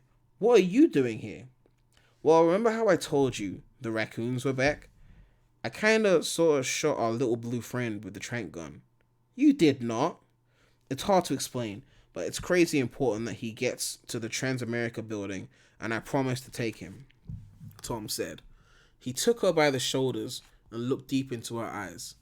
I'm still unsure of all the details, but we've got a spook on us that's just a shade away from being a Looney Tune, and, more than anything, I trust this little guy. I promised I'd get him to safety. Maddie's eyes raised with concern at her husband, but it only took a moment until she was back in problem-solving mode. I have about 1,000,000 questions, but I get it. This is the job. Helping people is what good policemen do. It's what you're doing. She bit her lip. Blue alien hedgehogs still count as people, don't they? I think so. I don't deserve you, you know that? Tom said, and then kissed her before they headed out. Sonic stood in the middle of the room, a toe tapping like a drum roll. What took you guys so long, he said. Let's go climb a building. The Transamerica building rose up in the heart of San Francisco's financial district. Tom was certain that from its pyramid-shaped top, you could see everything from the Mission District to the Golden Gate Bridge out across the water. But after Sonic sprinted up the side of the skyscraper at top speed, the hedgehog said the one thing that was out of reach was his bag of rings. The prize had warped on a section of roof fenced off from the ledge, so the only way to get it was by going inside. It's surprising how much people will get out of your way when you flash a badge. Even an out-of-state one, Tom said, as the elevator beeped through dozens of floors. How long do you think before they call in my future co-workers? Let's hope it's long enough, said Matty. Don't worry, I'll get him where he needs to go, and then SFPD can background check me to their heart's content, because he'll be back to being a figment of Crazy Carl's imagination. Hey, this figment can hear you, you know, Sonic called from inside the duffel bag. A woman next to them turned in horror. Do you have your child in that bag? No, said Tom. I mean, yes, it's a child, but no, it's not mine. The woman fled at the next floor. They got off on the top floor and climbed the stairwell to the roof access. Sonic gagged his way out of the bag dramatically. It smells like right guard, an old ham sandwich in there, he said, coughing. What do you do to your body, man? Listen, pal. Tom stopped the hedgehog at the door. Are you sure you're ready for this? Back on the highway, what was with that crazy lightning display? I don't know. It's only happened one other time, at the baseball field. The blackout. What were you doing then? Just playing baseball, Sonic said. He hesitated, then added, Okay, there might have been some light crying involved. Tom smiled. Emotions are powerful things, Sonic. Humans struggle with them all the time. But you don't have to struggle alone. You don't have to bottle it all up. Donut Lord, you don't know what it's like when I let that chaos out of me, he said. I've never seen humans shoot lightning out of their butts. Yeah, me neither, Tom said with a laugh. But wherever you go or whatever you do, you're not just meant for breaking stuff. Leaving Earth, leaving Green Hills behind, that's not you ending something. You can build something good from it too. Tom didn't want to send Sonic off with the little guy feeling bad about himself. He was going to be a better cop and a better person for having called this troublemaker his friend, and he told Sonic that. Thanks, Tom, said the hedgehog, and thanks for saving my life. They hugged, and then Tom opened the door to the roof. The rings shone bright in the sun, and as Sonic walked toward them, he began to shimmer with blue energy too. His nervousness was electric. Sonic pulled out the bag from its sheltered spot. He held one ring in front of him toward the open sky, focusing hard. Then he turned and said, Think of where I want to be, and the ring will do the rest. The golden circle in front of him began to glow. Craboom! A swarm of drones burst up over the ledge of the building, scattering grass and rubble across the roof. Their high-pitched hum rang in Tom's ears as it was joined by the hum of a rocket. A massive, egg-shaped drone loomed up over them. No, it wasn't a drone. It was a ship of some kind. A sphere of blades and bombs of Robotnik wearing the control harness. Don't leave without saying goodbye, Hedgehog, the mad scientist cackled. Not when I find myself so attracted to you. The spook was in full supervillain mode, his red jacket fluttering like a vampire's cape. Tom stepped between Robotnik and Matty and steeled himself for a fight. Sonic, I've got things here. You just run. I'm not running away anymore, Sonic called. Instead, the hedgehog turned and ran straight at Tom and Matty as hard as he could. "I'm sorry," he cried, and then he pushed them over the skyscraper's ledge. Chapter 14. "Well, I was not expecting that," Robotnik said as Tom and Matty dropped out of sight. Sonic spun around and faced his tormentor with power crackling across his quills. He only had one chance to make this work. It was a moonshot, a William Tell, a blindfolded bullseye attempt in a hailstorm, and he'd have to do it faster than anything he'd ever tried in his whole life. "You want to feel the power of the real chaos so bad?" Sonic taunted. "You'll have to catch me first, Robotnik. Name calling hurts, you petulant sack of spikes, and challenge accepted." Robotnik slapped at his controls with fury, and the spinning cloud of mini drones twisted in the air towards Sonic like a slithering tech tentacle. Sonic launched himself in the air, and suddenly he could see everything in fine detail. He had sensed it at the roadhouse, too, but he was having too much fun then to understand what was happening. All the madness, the mayhem, the pure chaos of the fight slowed down in his mind, and he could perceive every motion of Robotnik's mindless badniks. With a light step, Sonic ran up the line of drones and into the air like a kid skipping across rocks in a creek. His sneakers pushed off the bots and sent him spinning right underneath the egg's bulky body. The bag of rings hung loosely in his hand as Sonic spiraled out and ran down the length of the building. He was in some kind of hyperspeed now, traveling at a pace outside the boundaries of reality. "Oh man, no one's going to be able to hear my jokes now," Sonic said as his feet slapped cracks into the windows of the building. "At least I'm used to talking to myself." As the cityscape blurred around him, Sonic caught a glimpse of Robotnik's egg pod flying down the Transamerica building, trying to catch him. Fat chance. That thing was a drag, an anchor, a dead weight. But then Sonic caught a glimmer of something in the corner of his eye. It was blue. Robotnik had pulled up a glass case containing Sonic's lost quill, and with a click, he activated the quill as a Chaos Power battery. The egg pod shuddered with a reactive spark, and blue energy started coursing through the entire machine. Robotnik concluded. Shivers of electricity surged through his mustache, and the creep sped up, not quite to Sonic's hyperspeed, but close enough. "Yoo-hoo!" he called to Sonic as the drones caught his pace and came into focus. "Don't run off now, Hedgehog. It will only hurt worse if you do." "Don't go too fast, Robotnik. You're bound to hit the wall," Sonic yelled as he cut back and ran around the corner of the building. He headed for the ground as Robotnik's cloud of metal clashed with the glass, sending shards flying to the street below. Sonic pumped a fist in the air at the sound. He was home free now. Until the egg pod's missiles blasted off. Shoom, shoom, shoom. A trio of rocket-propelled explosives curved around the building, hot on Sonic's heels. He leaned harder into the run, pockets of glass shattering with each footfall. He could feel the rocket's heat behind him. Sonic needed speed. Crazy, mega super speed. He began twisting around and around the building, covering the skyscraper in a net of electric blue lines. With a zig, he led one missile astray, and it careened into the waters of the bay. Sonic spun around and ran head-on at another. Then, with a jump, he leaped over its nose, tapped a toe on its tail fin, and shot it far into the sky, where it burst like a fiery balloon. The last missile caught up to him at the top of the building, and Sonic led it straight toward Robotnik. "You think I can't see you?" the doctor cried, with wild eyes. "With this power, I can see everything. I'll be able to destroy all that is worthless in this world.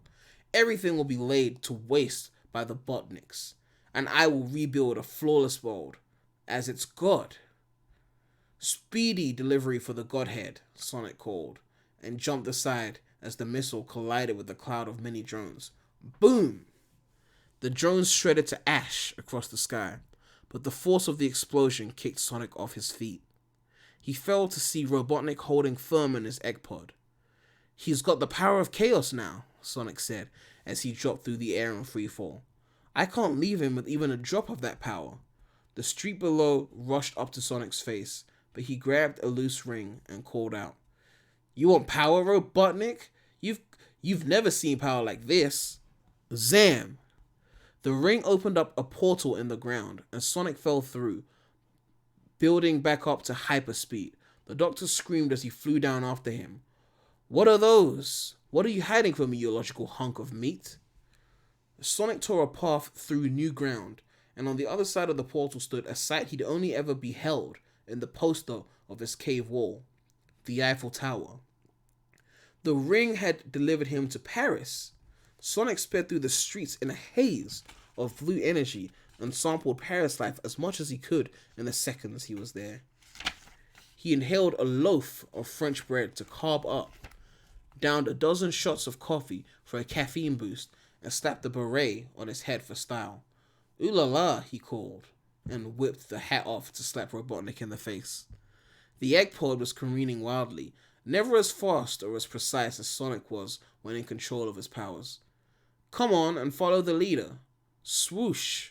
Sonic sped up the side of the Eiffel Tower and left a streak of flames behind him. At its apex, he looked out over the great city and said goodbye. Robotnik rocketed up after him, but before he could reach Sonic, zam! Another ring warp, and the pair fell onto the top of China's Great Wall. Sonic crouched low and sprinted down the length of the ancient structure. Robotnik swung in the air behind him, but no matter how many missiles the egg pod shot off, they were all incapacitated by the waves of blue energy spiking off Sonic's body. Sonic reached into his bag, and he saw that there were only 3 rings left. "Gotta make it count," he said as he thought of the next place. Zam! A ring warp sent them up into a cloud of thick desert sand, most of it kicked up by Sonic's smoking feet. In the distance, pyramids of Giza towered like alien arrows. Sonic spun into a super fast ball, and the lightning he discharged turned sand to chunks of glass as he zoomed towards the tallest Egyptian pyramid. "There's nowhere you could run from me," cried Robotnik, his eyes mad with electric power. "I'll destroy everyone and everything in my path to get you, Hedgehog." A final missile launched from Robotnik's egg pod and bore down on him. Sonic looked up the length of the pyramid, knowing another second wasted could mean its destruction. "It was a good run while it lasted," he said, and tossed the second to last ring in the air. Zam! Boom!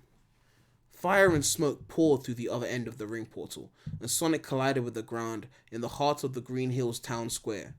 The ring bag bounced off into the gutter. He crawled up on his knees, but the impact of the bomb had shaken him. This was his last chance, his last hope, his final destination. One way or another, it ended here. "You're an astonishing little creature. It will be fun taking you back to the lab and examining you," Robotnik said as he hovered over him triumphantly. "Any last words?" Guac. I like that word. Chapter 15. Zam! Tom fell flat on his back. Then Matty fell flat on him. It was like the drop from a tree branch times 100. "There's no place like home," he said with a cough. "Home?" Matty jumped up and surveyed Farmer Zimmer's barn. "We're in Green Hills. How are we here and not dead?" "Sonic must have tossed one of his magic rings underneath us as we fell off the building," Tom said, pulling himself up. "Little dude is pretty fast." "But where is he? How can we help him?" "I don't know. He may have already warped away. But who knows what happened to Robotnik? All we can do is what Sonic would do. Keep moving." Despite their aches and pains, the pair headed for home at a sprint. Tom burst through the door and surveyed the damage done by Robotnik's drones after his and Sonic's desperate escape. It felt like weeks ago. The room was overturned, books and artwork ripped from the shelves, and Tom's map of San Francisco had been shredded to pieces. "Someday soon you're really going to have to tell me what happened to you," Matty said over his shoulder. Tom reached down in the mess and picked up the keys to his police cruiser. "The short version is that robot fandoms can be extremely unhealthy," he said. but at least you still have a set of wheels to take. Thanks, taxpayers. Where should we go? Matty asked. Back to San Francisco? And then, in the distance, they heard the sound of an explosion in Green Hills. I've got a feeling we won't need to go that far, Tom said. He nodded to the car. It might be best if you get in the back. Tom hopped in and floored it, sirens blazing. The first time he'd ever had an excuse to drive like that as a Green Hills police officer. Within moments, they were approaching a smoldering crater in the town square. Robotnik's Edpod had come to rest, just above the familiar outline of a spiky blue hedgehog. Do you trust me? Tom asked. Always, said Matty. Then brace yourself. Tom launched the cruiser over a curb and brought it into a head-on collision with the egg pod. The two vehicles clanged off each other with a scrunch, and Robotnik flew from his pilot's seat and onto the ground. The airbag hit Tom square in the face, but he shook it off and checked to find Matty, unhurt but squeezing the cruiser's cage divider for dear life. Now I know what it feels like to be in a cat carrier, she said.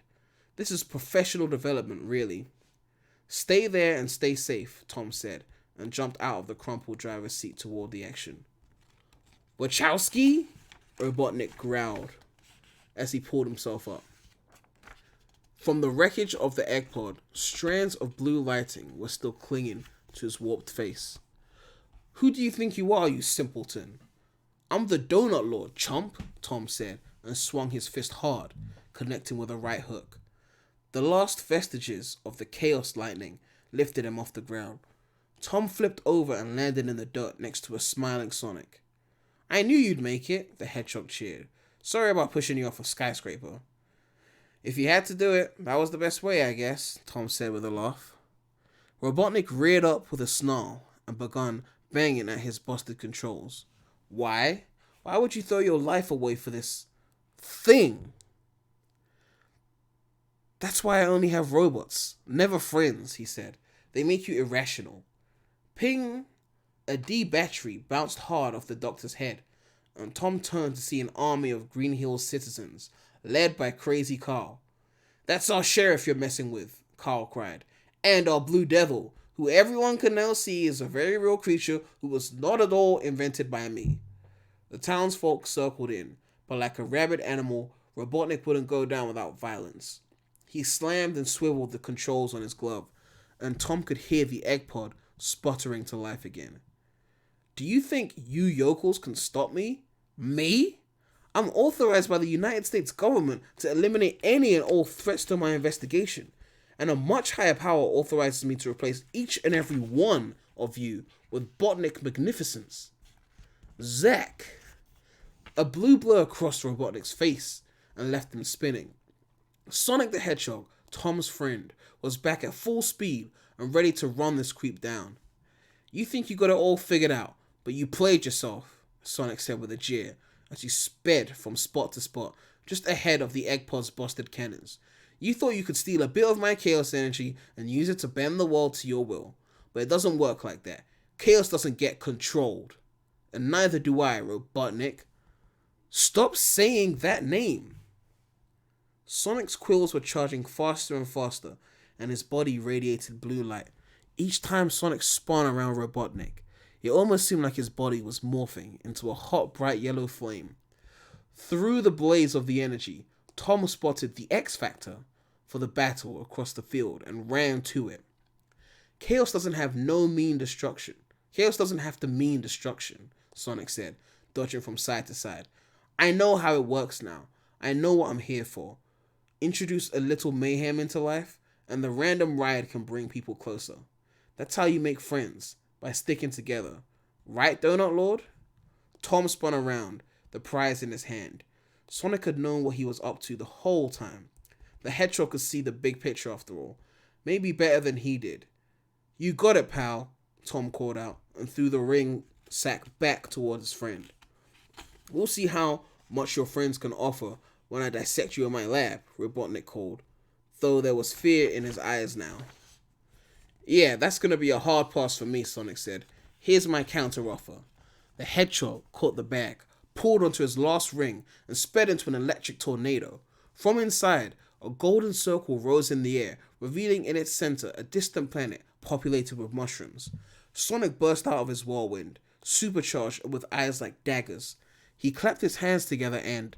Crack-a-thoom! A final chaotic burst through the ring right at Robotnik, eating up the scientist and his cruel machine. A shockwave of blue lightning dissipated in the air, and when the sound of thunder died down, Sonic stood alone in a burned circle of dirt. The hedgehog collapsed. Tom ran to him, crouching low, and picked Sonic's head up. It didn't look like he was breathing. "The Blue Devil, is he okay?" asked Carl as the townspeople rushed to Tom's side. Matty was soon kneeling next to him with fear in her eyes. "He was never a devil, Carl," Tom said at last. "His name was Sonic, and he was always one of us. But I have much better style than you guys." Sonic coughed hard, and his breathing picked up to its regular frantic pace. His eyes fluttered open, and the town of Green Hills cheered. "That might be," said Tom, "but we still need to get you some pants." Chapter 16. It was a rush, a thrill, a rocket ride to the other side and back again, and it wasn't going anywhere. Sonic sped through the streets of Green Hills. It was broad daylight, and he could stop any time he wanted. He spun through the drive-thru of the Burger Princess whenever he wanted, a free double-decker with cheese. He posted up to Crazy Carl's whenever he needed to borrow something. Not a bear trap in sight. He had regular movie nights with a certain young lady. Totally casual, mind you. And most of all, he could pop into his best friend's house whenever he wanted. It felt strange still, all these weeks later, to be seen, to be known, to be accepted by these people that he had watched from the outside for years. But it was good. He didn't have to hide who he was. And even when his speed got out of control and broke something in town, the local gym had stocked up on treadmill insurance, Sonic was never afraid of driving anyone away. He swung down the road and pulled up to Tom and Matty's house, but something was off. A large black SUV sat idling in the driveway. Sonic slowed down and quietly zipped his way into the bushes as a man in black knocked on the door. "Thomas Wachowski?" asked the stern-faced spook. "Among other names," Tom said. "Who wants to know?" "I'm Agent Stone, Department of Defense Special Branch." "Another one of you guys? I hate to tell you, but we had some trouble with the last one." Tom stepped up defensively. Through the bushes, Sonic squeezed his fist tight in anticipation. "That's what I'm here about. I've been tasked with cleaning up ops for our division, so certain inequities don't repeat themselves," said Agent Stone, handing Tom a package. "Consider this an olive branch for keeping certain matters quiet, and a promise that you won't be troubled again." "I can take a little trouble," Tom said. "Speaking of which, did you ever find any trail of that Robotnik guy?" "I'm sorry, no such person exists or has ever existed." "Oh, how I wish that were true." "You haven't by any chance been in contact with a certain alien creature since the incident?" the agent asked. "Uncle Sam would love to have a chat with him. Very casual. A brunch, maybe." "Who, the Blue Devil?"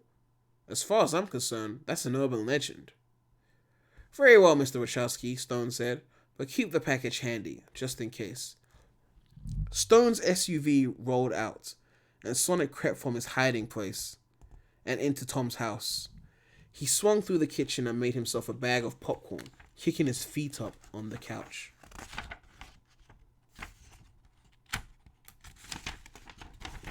"What the heck, man?" cried Tom, coming in from the garage. "You don't knock?" "I thought it was guys' night tonight," Sonic said. "It's a little late, pal," Tom said. "Maybe time for you to go back to your cave." Sonic kicked at the floor and shrugged his shoulders. "Yeah, cool, I get it. Humans need private time. I'll head out to the hills unless you need me." "I didn't mean that cave," said Tom. He led Sonic up the stairs to a door that had been locked for weeks. "Figured if I was going to make a go of it in the new, more dynamic, less boring version of Green Hills, I'd need to keep my partner within arm's reach." Tom opened the door to a bedroom. A real one. The walls were hung with all its posters.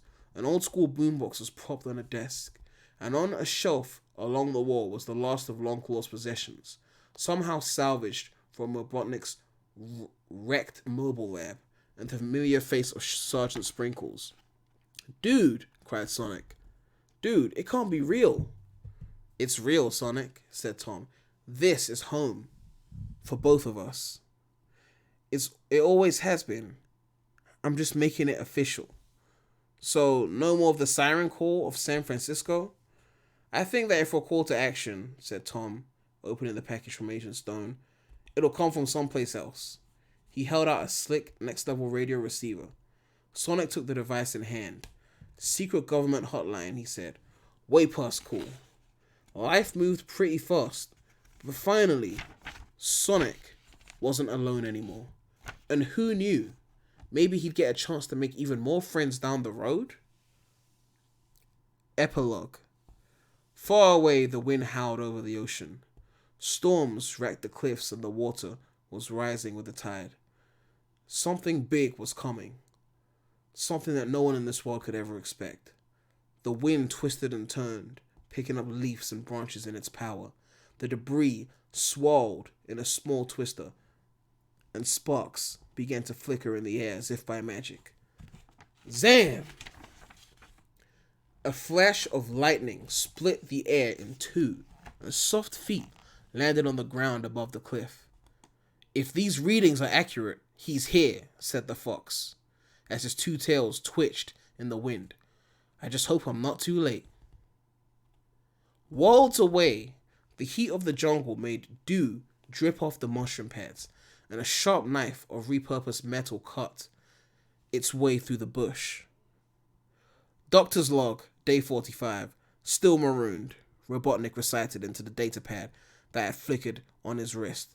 Behind him, the remainder of his egg pod lurched as he yanked on its vine reins.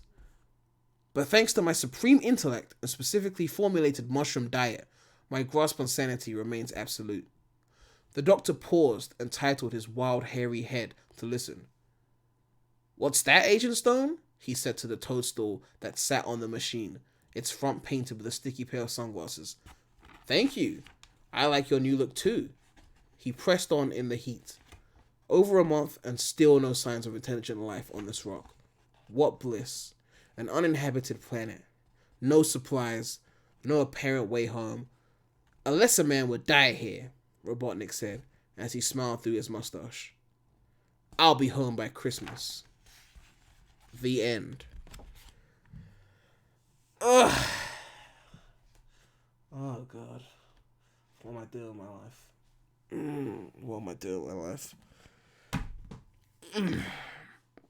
What am I actually doing with my life?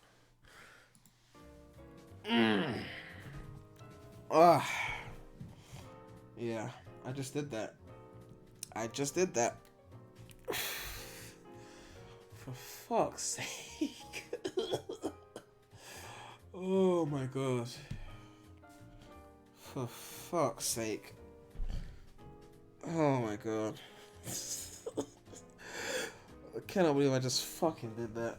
Ugh. Someone said read us another story. No, we're done with that. We're done with that. Thank you. It was really relaxing to listen to. Thank you. I'm just glad some people stayed. I thought it was gonna drop to like 2 viewers by the time I was done. But yeah, I think that's all for this stream. Pretty sure I'm done. That took pretty much the same amount of time as the movie itself. And it changed some things from the movie, like Agent Stone showed up at the end, which was different. There was a few differences that I noticed as I was reading that I obviously couldn't say. But overall, the book, I guess, was, I would say 90% faithful to the source material. So yeah, yes, we're getting another South by Southwest panel. I will be streaming my reactions to that, but that's it for this video. It was fun, but I'm so done. So yeah, make sure to like, comment, subscribe, hit the bell, and yeah, check out the non-Sonic channel, link in the description. If you want to buy this book, you can also check, there's a link for that in the description as well. Links to Amazon, so yeah, that's cool. But yeah, I think that's all we have to say. So Thanks you guys for watching. It's been real. The Remy out.